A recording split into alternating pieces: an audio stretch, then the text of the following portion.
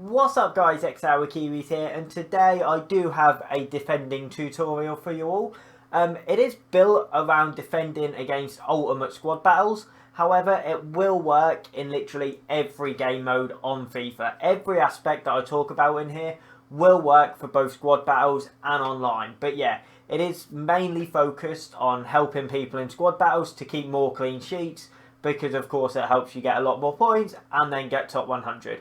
As I say, hopefully this video helps you all. If you could of course leave a like and subscribe if you haven't already, then that'd be really appreciated. Let me know in the comment section down below if there's any more tips and videos that you would like help with. Obviously I'll do an attacking one at some point. But yeah, hopefully this can help you, and let's get into the video. So the very first thing that I want to talk about is corners, because I used to concede a lot of goals from corners and I never really see people talking about them. So it's very simple. All you want to do is move your keeper. Obviously, a lot of people that play squad battles might not know how to move the keeper. All you do, you push the right stick in and you can literally move the stick about and the keeper moves to where you want. So, very easy. I literally put him just outside of the 6-yard box, just in front of the penalty area. A lot of the time they will play the ball short if you do that. A lot of the times they will hit it near post, which, to be honest, you don't mind crosses going near post because they very rarely go in.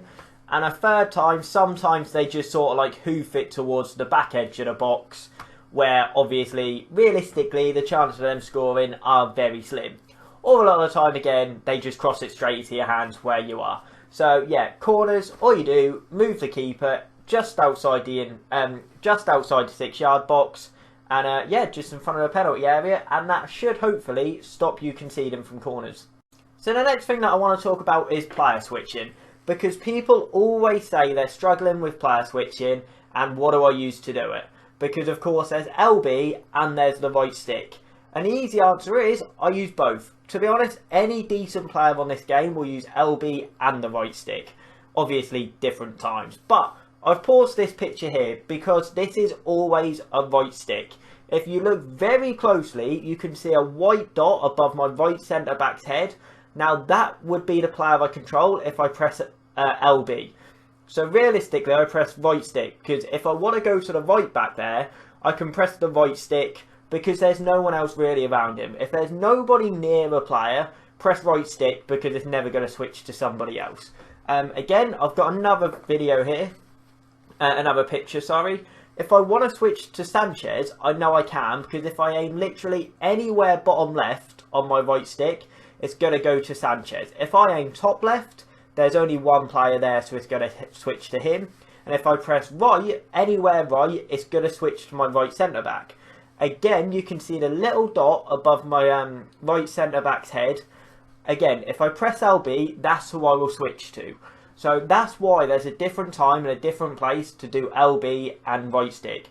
Simplest way to put it, right stick is usually when there's only one sort of player in the area, and LB is purely when it's really congested, and realistically the right stick isn't going to know who you're switching to because there's so many players in one area, it's not going to be able to pick out the right guy. So it's only really when an area is really busy and congested that I would use LB. The next one that I'm going to talk about is how you should not control your defenders. Now, you might be thinking, what do you mean? I need to defend. Obviously, I'm going to control your defenders. But the amazing thing with FIFA usually is that it defends for you. Like, the one thing that you do not want to do against squad battles is run defenders out. Which is why the best option is just don't control a defender. Fullbacks are okay occasionally, because if you run a fullback out of position, they might run down the line, it's not much hassle. But if you run a centre back out, the AI makes some ridiculous run, play some stupid through ball, and they score. So you can see the clips here. I am literally controlling my CDM, which is either De Jong or Sanchez, they're both my CDMs, and literally just running them around. Because as I say, if you control a defender and run them out, the likelihood is they're going to play a through ball and they're going to score. Obviously, occasionally we'll switch into a centre-back, which I will talk about in the final section. But yeah, just try not to. As you can see here, De Jong, I'm more than happy to run the length of the field, left and right, with my CDMs, as long as I do not control the centre-back. Realistically, they're not going to sprint past the centre-back because the AI is very strong, and they'll end up putting a foot in for you. So yeah, as I say, just control your CDMs, try not to control your defenders as much as possible.